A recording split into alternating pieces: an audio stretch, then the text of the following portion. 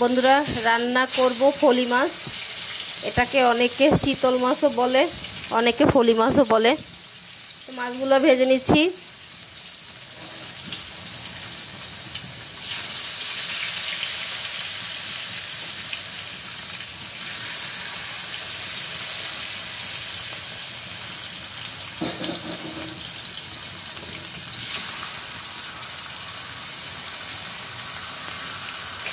দেখো মাছগুলো এক পিঠ ভাজা হয়ে গেছে, তাই উল্টে দিলাম আর এক পিঠ ভাজার জন্য।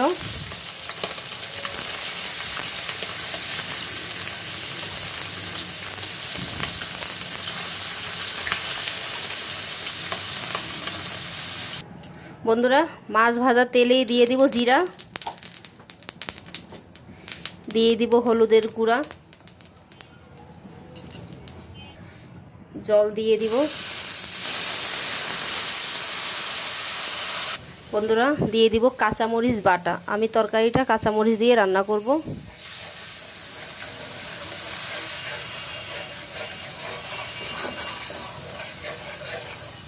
দিয়ে দিলাম লবণ,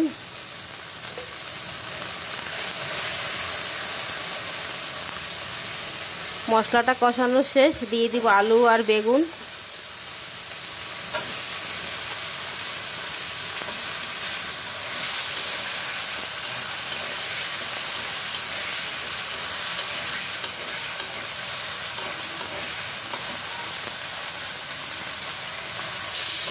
দেখো আলু আর বেগুনটা সুন্দর করে কষানো হয়ে গেছে। আমি এখন পরিমাণ মতো জল দিয়ে দিব।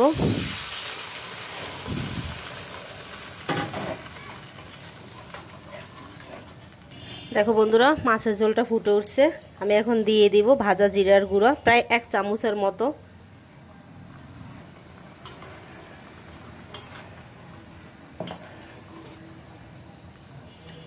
এখন দিয়ে দিব ভাজা মাছগুলো।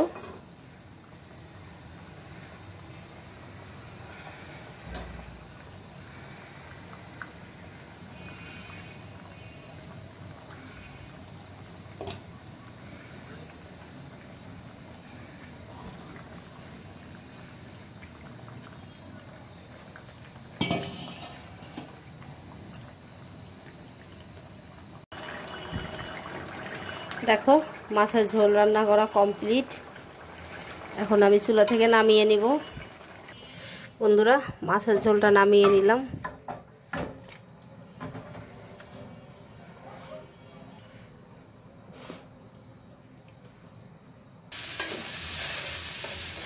বন্ধুরা আরও একটা রান্না করব কচুরলতি, সেজন্য নিয়ে নিয়েছি পেঁয়াজ ভেজে।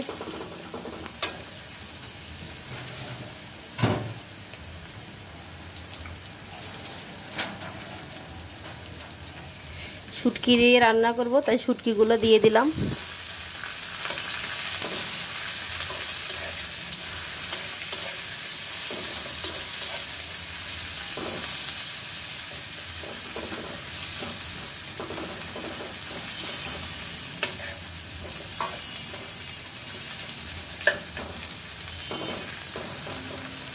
হলুদ দিলাম,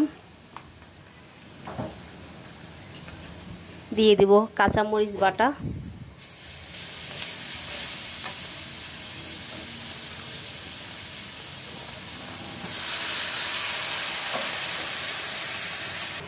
বন্ধুরা আমি একটু রসুন ব্যবহার করলাম।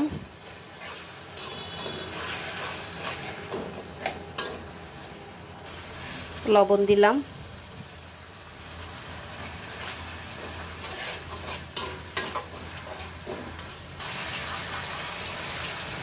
কেটে ধুয়ে রাখা কচুরলতিগুলো দিয়ে দিলাম।